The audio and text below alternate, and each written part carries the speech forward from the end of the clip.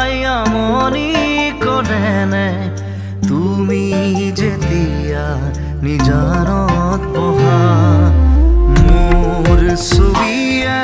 তোলা দি